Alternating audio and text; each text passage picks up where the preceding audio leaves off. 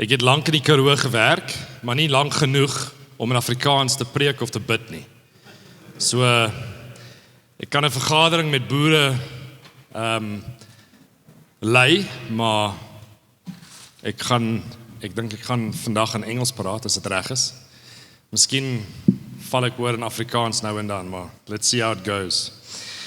So, like Poon said, 2 years ago, on about the 11th of November, so it's almost 2 years exactly, I was standing here on a Sunday morning, and I was speaking on Adoption Sunday here at Ligpunt, because we've got an adopted son, we've got 2 biological kids, and then we've got Tato Samuel van Stormbroek, sê sy paspoort. So I was here speaking on adoption because that's a little pikey that God has led us on. And that afternoon, we were at Anshin and Johan's house, and I just lay on the couch. And Johan was asking about Jojo tanks and about, because he's got two left hands when it comes to DIY. So he's often asking stuff, what I do here and I didn't have the energy to walk around the house with him, looking at the Jojo tanks and how the plumbing must be set up. And ek's ook 'n byeboer en ons het altyd vangkaste by hulle huis. En ek kon nie eers die flippin vangkas oplig op die dak nie. And something was wrong, and I was sitting on the couch later again, and my sister looks at me and she looks at my shins. She says, "What's going on with your shins?" And I look down, and I've got this like bruising, literally like klein vlekkies van bruising under my skin. And I thought, that's weird. And I had never seen anything like that before, but she was worried. 2 dae later, I'm sitting in a coffee shop in Sandton. Just started a new business to try and launch a tourism company, a beekeeping tourism, African beekeeping safaris. So on our way to the USA to go and launch it at the biggest beekeeping conference in the USA. And Annie's in the American embassy. Ek sit in die coffee shop en koffie drink, want ek het 'n Ierse paspoort, so I can just walk in there with Trump and them. And she comes back from the embassy after her interview, and we drink a second coffee, and we get up. I've just paid for tickets for the 2 of us to go over. Literally right there in the coffee shop, I paid for the tickets through the travel agent. Non-refundable tickets on Air France. And we get up and we start walking out. And as I'm walking down the corridor, I suddenly feel like the world is turning and I'm about to fall over. And up to then, for like 2 months before that, I was starting to feel pop. I was going to my office. I have a home office. I run an environmental consulting company in the mining industry. I was going to my office, and I'm a bit of a workaholic. I like to work hard. And I was working 2-3 hours in the morning, and then my wife would come and find me lying on the bed in the room. And she thought I was having burnout. And when she mentioned it, I was like, oh yeah, that makes sense. Burnout, okay, that's fine. We can deal with burnout.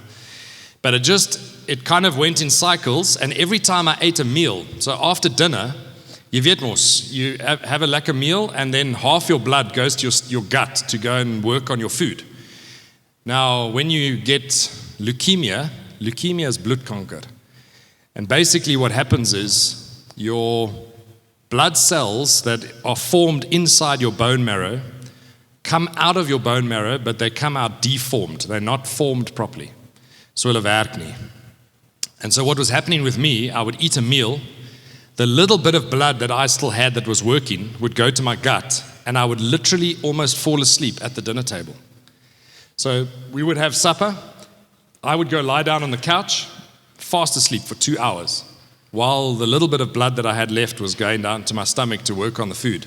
But I didn't know what was happening.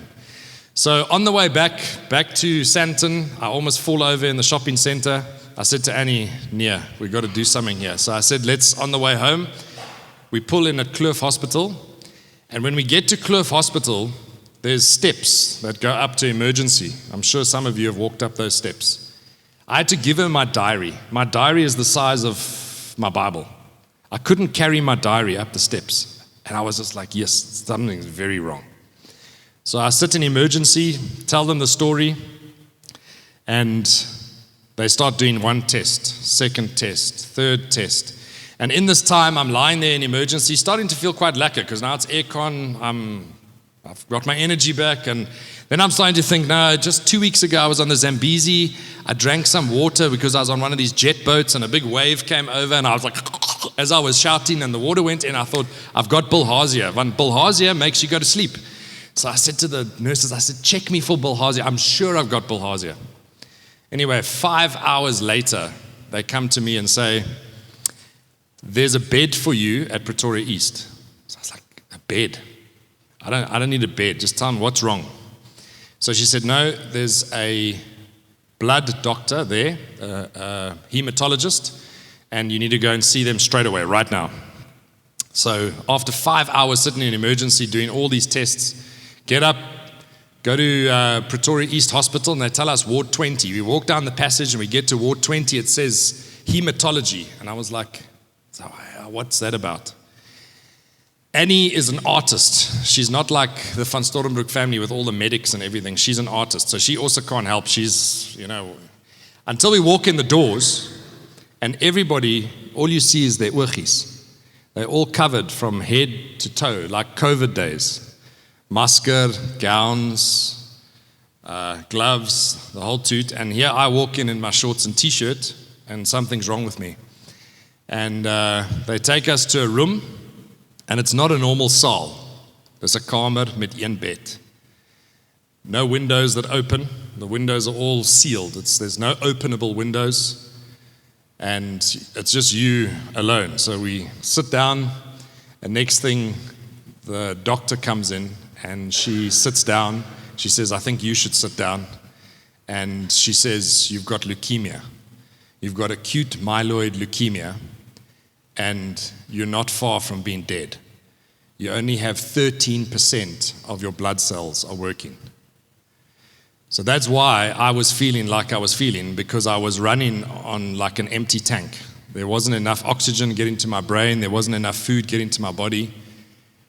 And most people don't know leukemia. Leukemia is the strange thing. We hear about cancer and everybody's different cancers, but leukemia is, I never knew much about it. And so she sat with us for an hour and she explained. Annie and I were busy eating a takeaway supper from the cafeteria in the hospital. We're sitting on the bed. As she told me I've got leukemia, we both lost our appetite just like that. And the nice avotramazine was wasted. But right there, your world just turns upside down. Because the reality was, she said, you can't go home. You literally have to stop here. Your life stops here. And for the next 3 months, you're going to be living here in this room. So you come from Sandton, getting your wife's visa, planning, paying your tickets for your trip to America for business, and you've got kids at home, you've got employees, you've got a little couple of beeste op die plaas, and you've got your bees, and suddenly your world just stops. Doof. And you get told that this is your life now for the next 3 months. And so after that diagnosis, I started treatment straight away. They started doing tests that night. Annie stayed there until as late as she could, and then she went and picked up the kids from my in-laws and then broke the news to them. And Joa was 10, Katie was 8, Tato was 3. So tough times for the kids as well, very, very tough times. Dad's not going to be around for 3 months, and you can't visit him.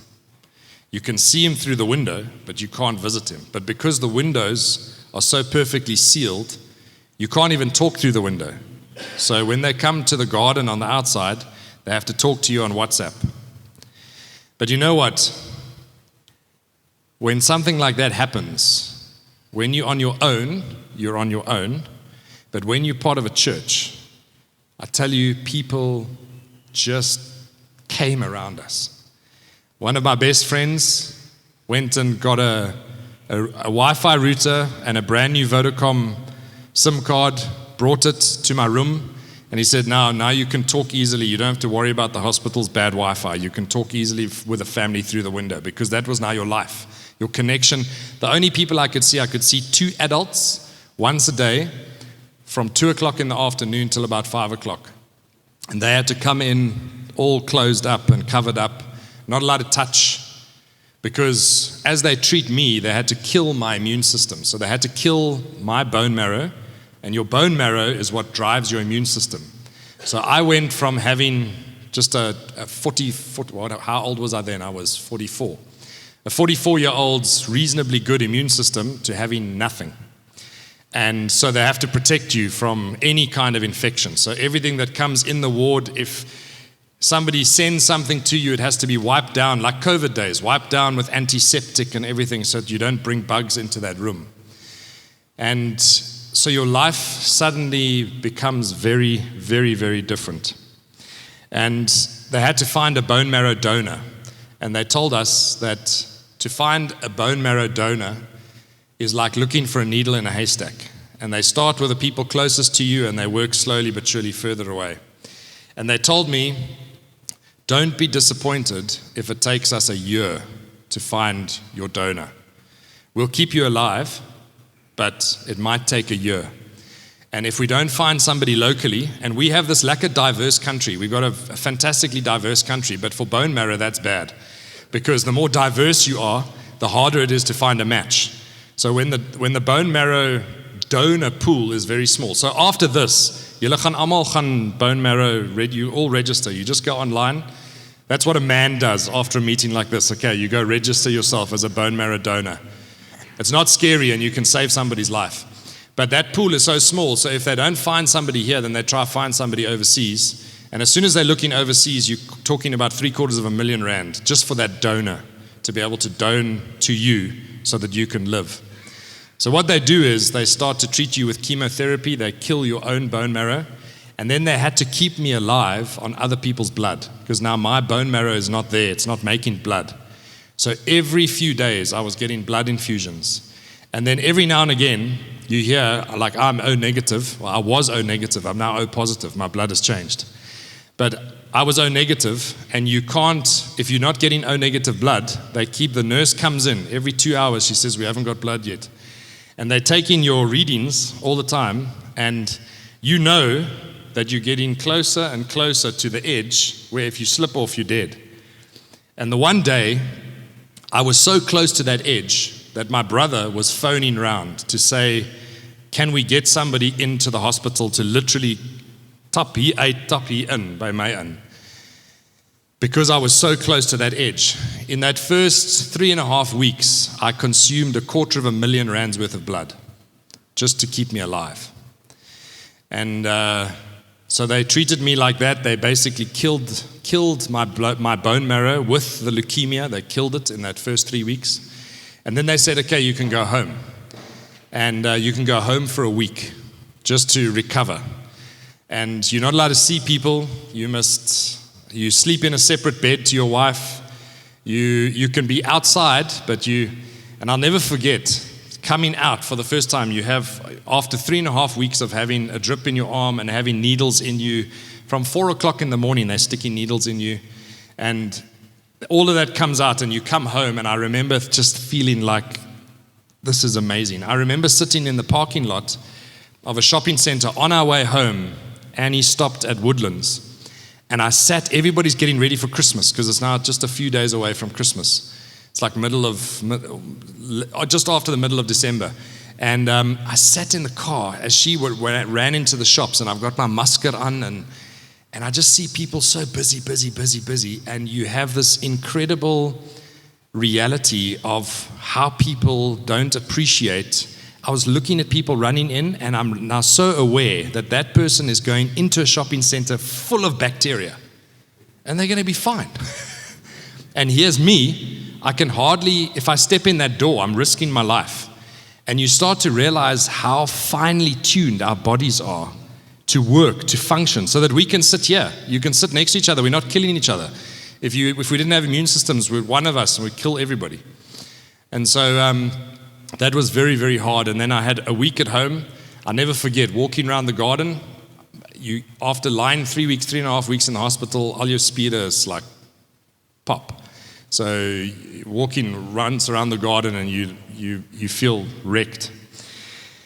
And so I had a week at home, then back in the hospital, and that was the hardest time. Christmas, New Year in the hospital. The hospital giving you a little wrap for New Year, like a little chicken wrap. And for Christmas dinner, chicken wrap. And when I told Annie about that, she was like, nee, dat gaan nie gebeur nie. So she microwaved as hot as she could a turkey leg and a whole lot of nice veggies and stuff with it. And she wrapped it up to keep it as hot as possible, and she snuck it into the hospital. And I went and ate a turkey that night, and I sent my wrap home for the dogs.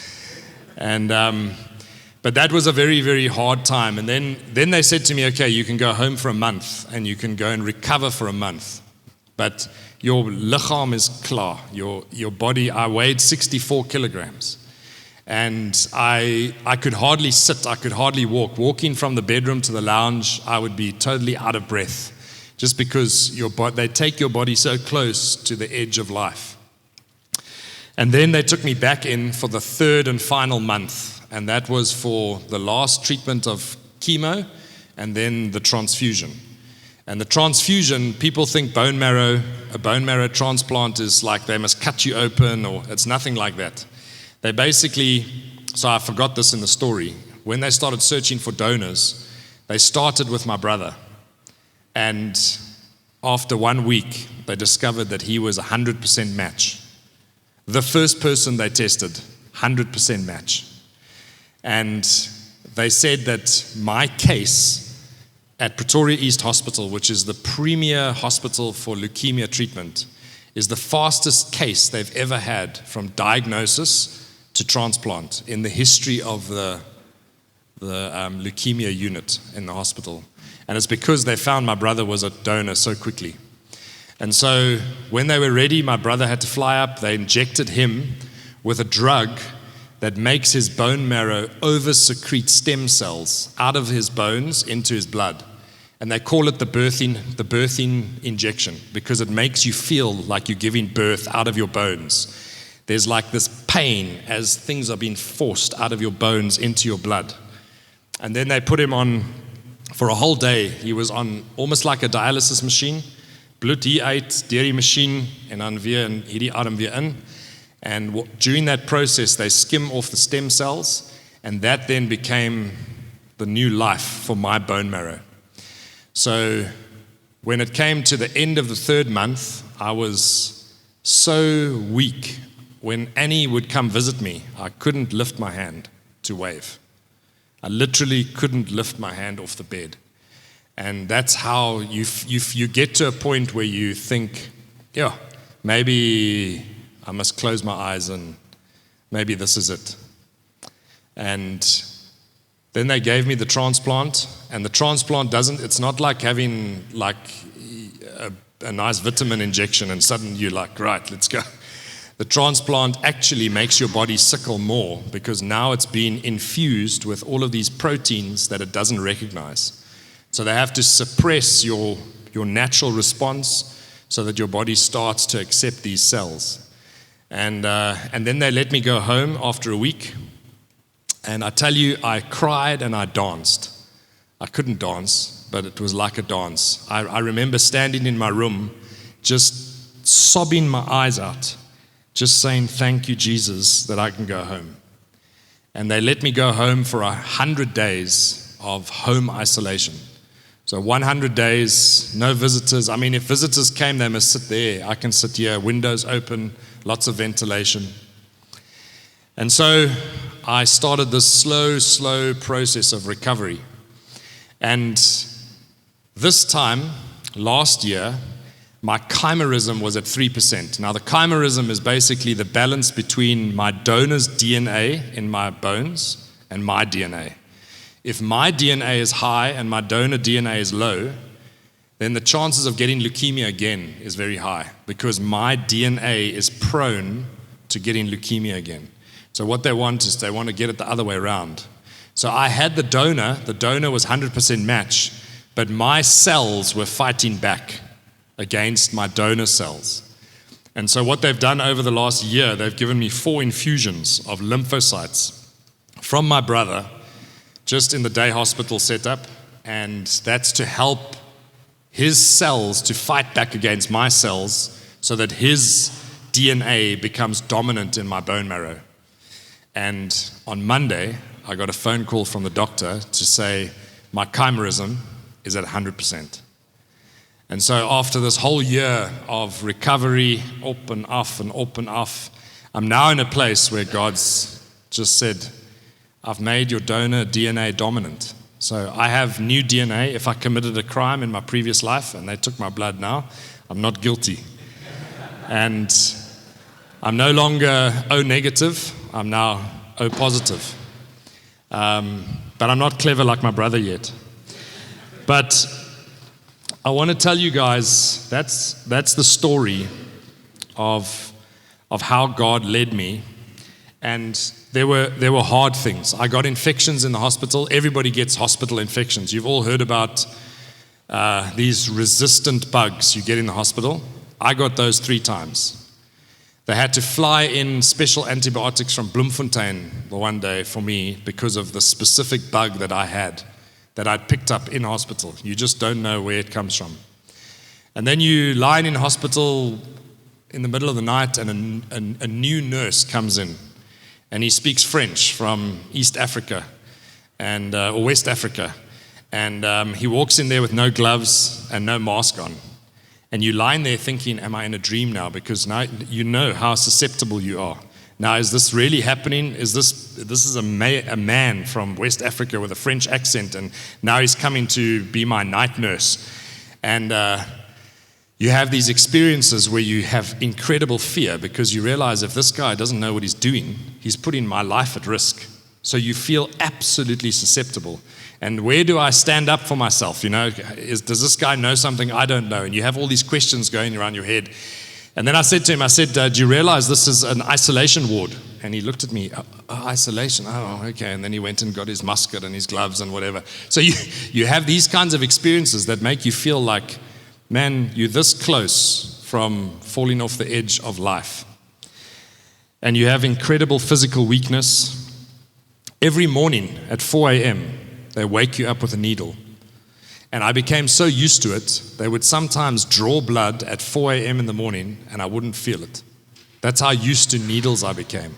So I would wake up at 6 and see the thing on my arm and go, oh, I slept through blood this morning.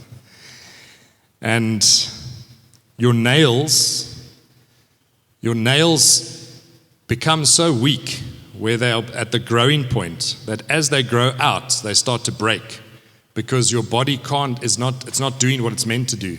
So you get these broken nails that sort of like flap at the end of your fingers.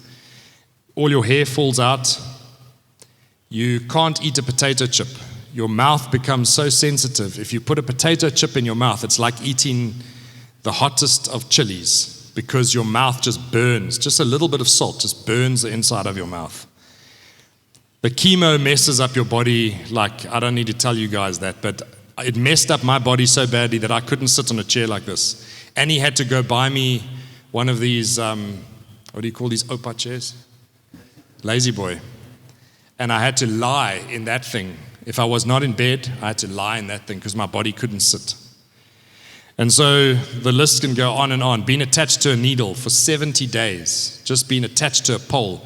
You want to take a shower, you got to call the nurse. They got to unplug the pipes so that you can take your t-shirt off so that they can plug it back on so that you can have a shower with the pipes outside the shower door. Try and clean yourself. Then you get back, then you call the nurse again so that she can take the pipes out again so that you can put your clean t-shirt on, That life just makes you realize how easy it is here today. The contrast just becomes so severe.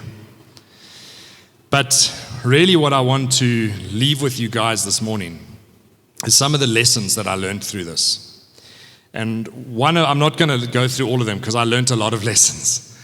But the ones that stand out that I want to share with you this morning is that we value things so much. We maybe with our mouths, we don't value things very much, but by the way we act and by the way we live and by the way we spend our money, we value things, stuff, our cars, our golf clubs, our house, our nice swimming pool, our clothes. The list can go. You can decide what you know in your head, what you value. We value those things so much. And when God takes you through something like this, you realize that all those things mean zilch. They mean absolutely nothing. Because when you lie there and you realize that there's just some good doctors and medicine and God's hand between you and eternity, then what you have parked in the garage at home just means nothing. How well invested you are for the future and your retirement annuity and all of those things, they mean nothing. And what starts to mean a lot as you lie there is relationships. Because suddenly the people that you have built relationships with are the people that come around you and come and carry you, walk with you, encourage you.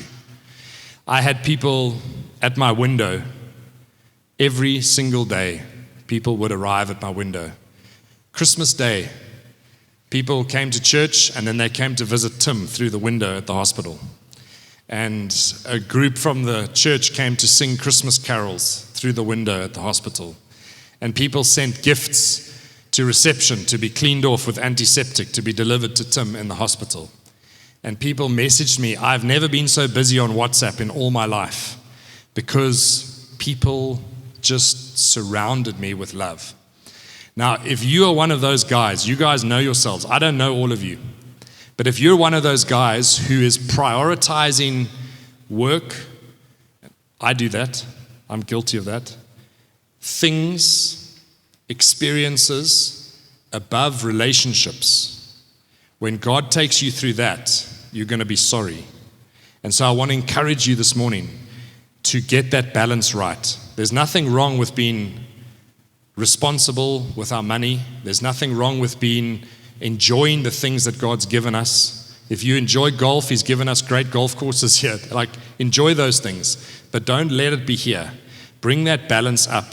Work on relationships. If you have bad relationships, fix those relationships. Good, strong, biblical men fix relationships. We don't shy away from them. So if you have broken relationships this morning, make a plan to go and fix those relationships. Ask God to help you to fix those relationships, because when you get to that stage at the end of life, you don't want to be in a place where you're wishing you didn't say that, or you wishing you invited your brother over for a meal to talk about X, Y, and Z. You know, when I went through this, I knew my brother, his process of doning to me was a big deal. He had to fly up from Cape Town. He had to take time off work.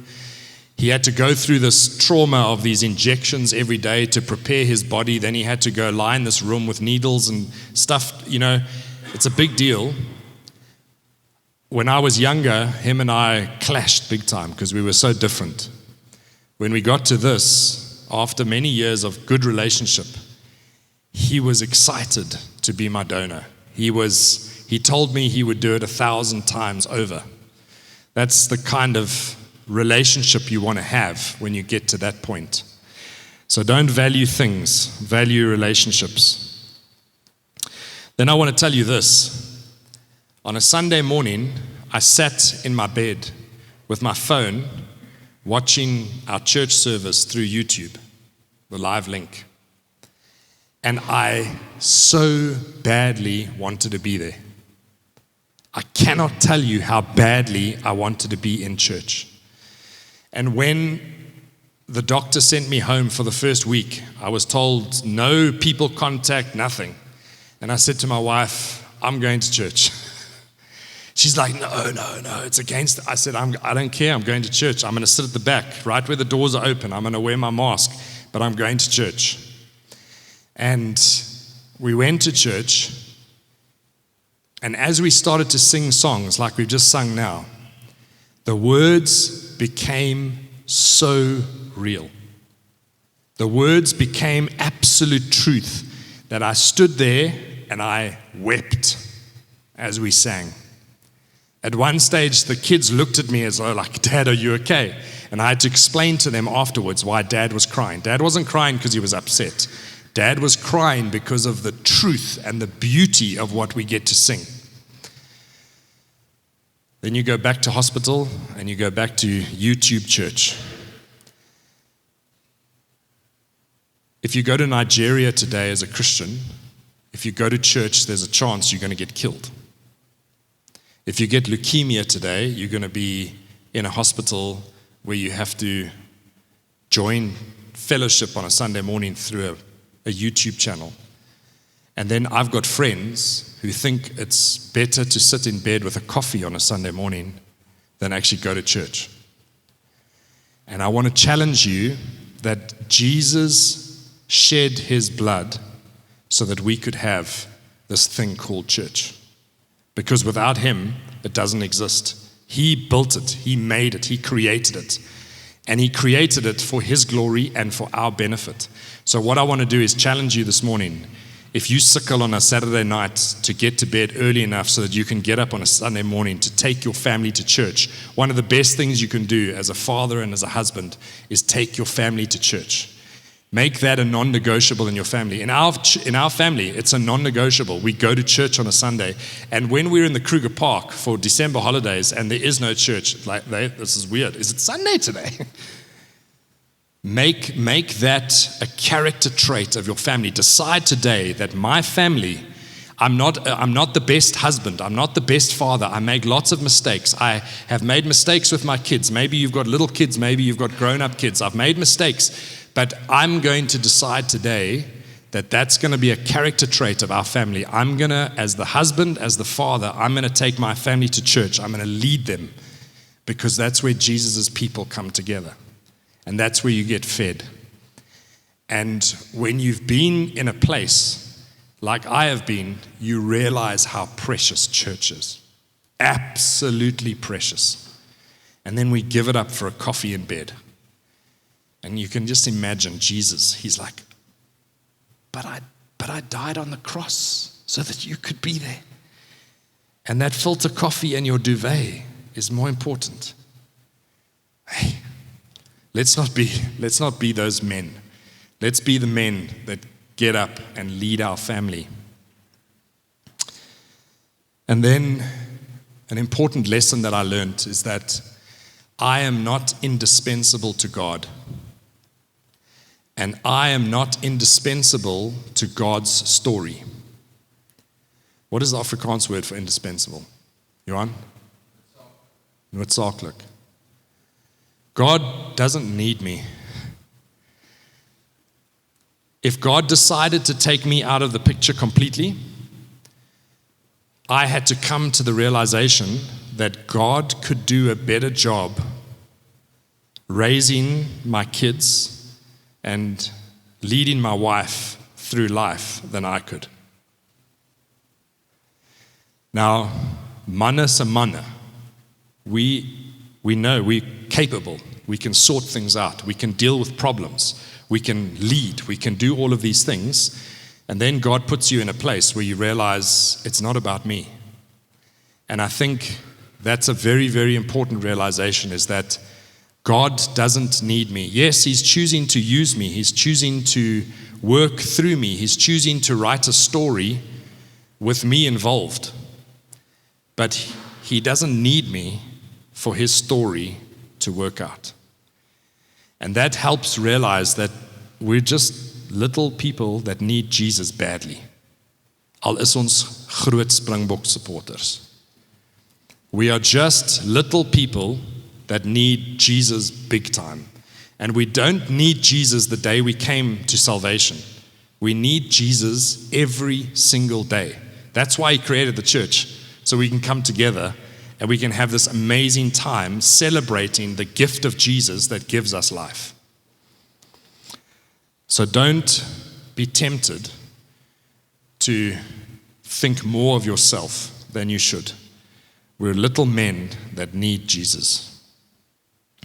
And then the last truth that I want to share with you just before we break up into groups is that my blood failed me.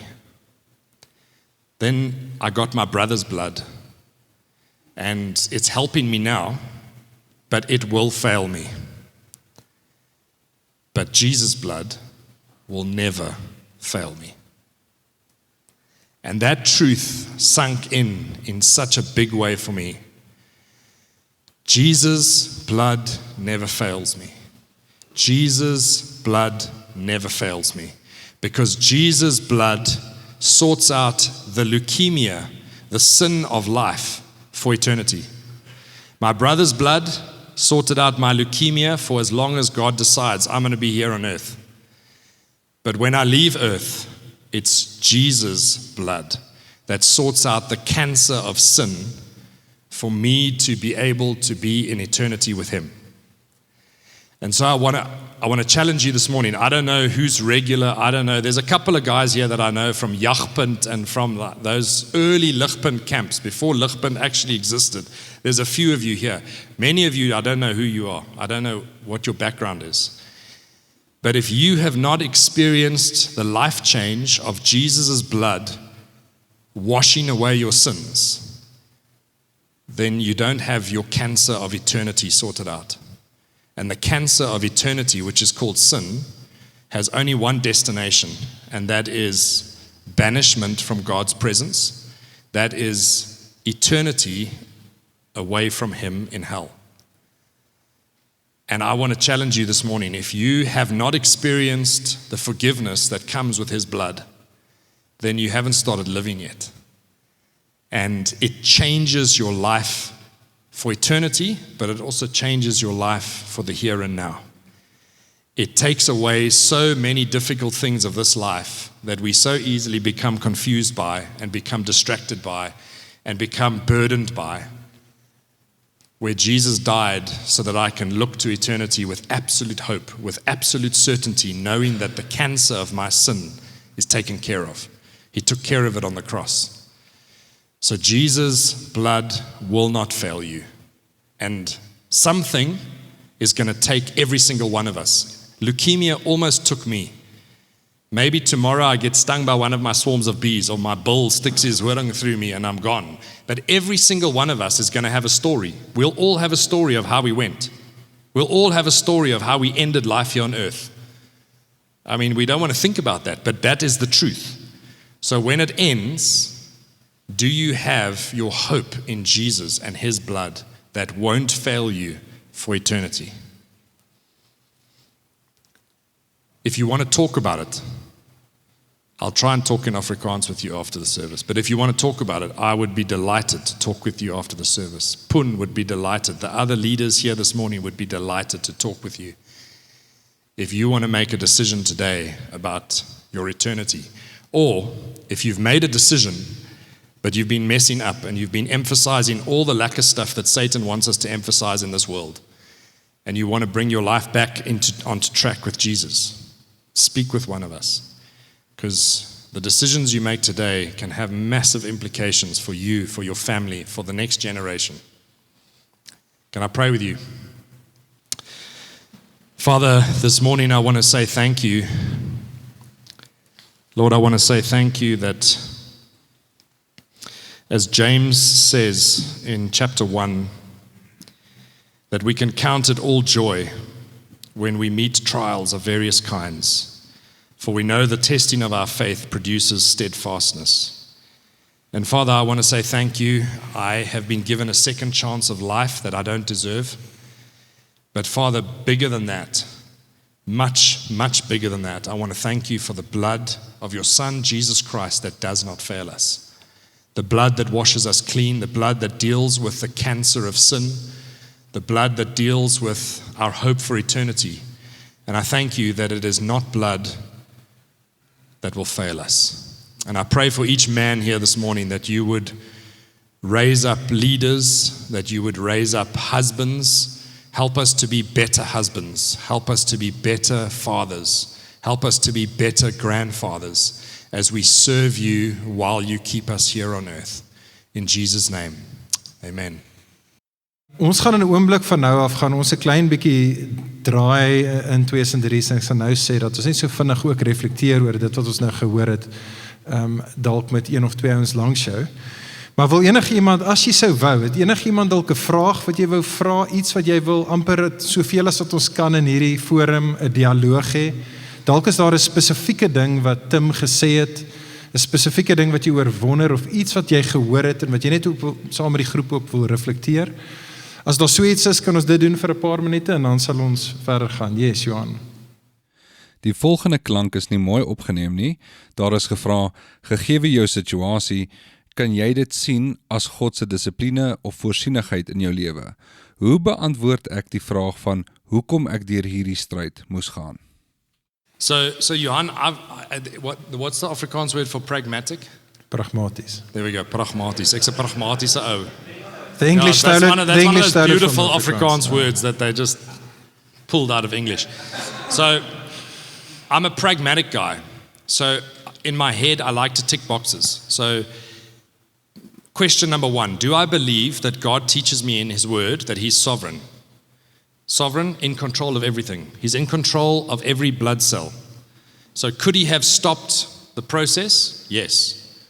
Is He keeping each one of us alive? Literally keeping you alive at this moment. When you woke up with your first breath this morning, was He keeping? Yes, He was. That's what He teaches us in your Word. Tick the box. Yes, God is sovereign.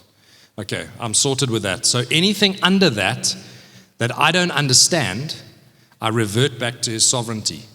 So could it have been that God was keeping me from something? We asked the question, like those flights that by the way, we had to cancel our flights the day I was diagnosed, flights to America, non-refundable, diagnosed the same day. A lady in our church who helped us book the tickets, she emailed Air France, she told them the story, sent them my diagnosis, and they refunded us in full, just like that. So was God potentially protecting me from something, keeping me here in South Africa, saying, don't start this yet? Could He have used that? Yes, maybe. Could it have been something in my life that was sinful, that He was pulling me back from? Could have been. So when I lay in hospital, Johan, I went through these things in my head and had long chats with God and said, Lord, if there's things that I need to repent from, I bring them to my mind, help me to see them, help me to acknowledge them and ask for forgiveness and get away from any sin that could potentially be there. Do I know that was definitely as a result of sin or God's discipline? I don't know. He's sovereign. We go back, revert back to that primary fact. So that's kind of where I landed. Yeah. Thank you, Sam. Great, thanks, Jan. Enigiemand anders te, Jakes? Die volgende klank is nie mooi opgeneem nie. Daar is gevra, nou dat dinge meer normaal is jou stryd met sonde nog dieselfde? Absolutely. Absolutely. So when you lie in hospital like that and you are so close to death, it is so easy to hate sin. It's very, very easy to hate sin. But our human nature is such that as soon as life returns to normal, that consciousness of God's presence with me right now because I'm on the edge of life is gone. So what is it? What do we need now? We actually need this. We need church. We need men's groups. We need mentors. You know, if you don't have a mentor and if you're not mentoring somebody, then you're actually not being obedient to God's. Sorry, that's a little side sermon. But get involved in another bloke's life.